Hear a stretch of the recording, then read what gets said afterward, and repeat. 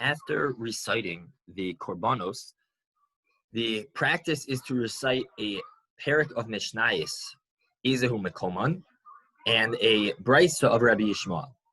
Now, the Shulchan Aruch quotes this practice from the Siddur of the Rav Amram Gaon, that one should recite these after concluding the recitation of the korbanos.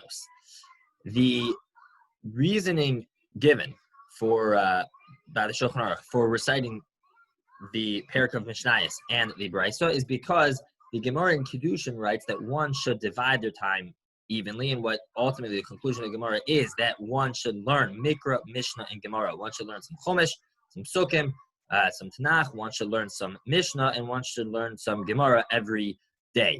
And in this way, if we recite the parashas of the korbanos from the Psukim, and we recite the parak of Mishnayos of Eizehu Mekoman, and we recite the brisa of Rabbi Yishmael, so Shulchan Aruch writes that one would fulfill this obligation and this practice to recite, to learn each one of these three every day.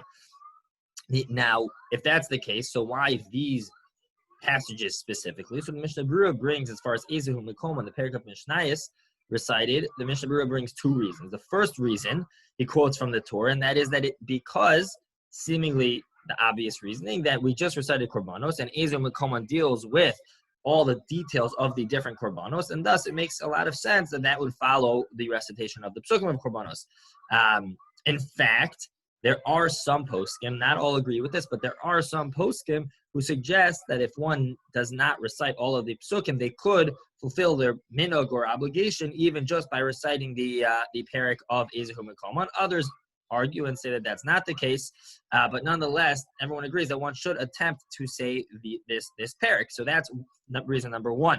The second reason the Mishnah Berurah himself suggests is that if we're going to learn any parak, any one parak of Mishnayos, this is appropriate to begin our day. This is appropriate to learn of that parak of Mishnayos because there is no machlokas throughout the entire parak.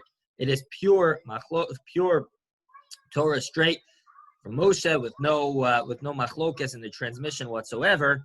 And even though we generally say machlokas is an essential part of Limud Torah, however, if we're going to recite one parak, Mishnah Berurah suggests it makes sense to choose this parak which has no machlokas throughout the whole parak.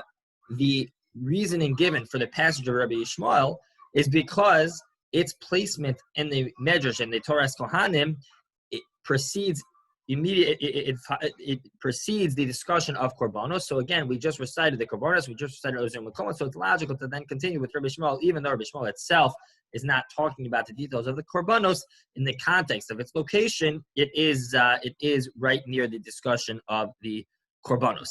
And thus, through doing this, through reciting Eizehu Mekoman, through reciting the korbanos, through reciting Eizehu Mekoman, through reciting Rabbi Yishmael, one fulfills this need to learn Mikra, Mishnah, and Gemara every day. One more important point that the Mishnah Berurah points out is that if this is the case, and the purpose of reciting Eizehu Mekoman and Rabbi Yishmael is to fulfill the Limud Torah, so then it would follow that one should take care to understand what they are saying as much as possible. And if they don't understand what these passages are saying, then one should try to learn it, to familiarize themselves with it, so that we at least have a basic understanding of what it is. The Chidah points out that even if one doesn't understand the depths of the meaning or the full understanding of what we're saying, but at least one should do their very best to try to understand the words, to fulfill this obligation, to fulfill Limud Torah. Now, the psukim of Parashas HaTomid, the psukim of the korbanos might be different in that regard, because there are those that assume that when it comes to mikra, when it comes to psukim of Torah Shebichsav, so it isn't as necessary to understand what we are saying, and one still fulfills their Limud Torah, even if we don't understand. When it comes to Torah Shebaal Peh, that's a little bit more complicated. That is not as clear cut, and therefore there's a stronger recommendation to do our best to at least gain a basic understanding of what we are saying, to be able to fulfill that Limud Torah, to have every day our learning of Mikra. Have a fantastic day.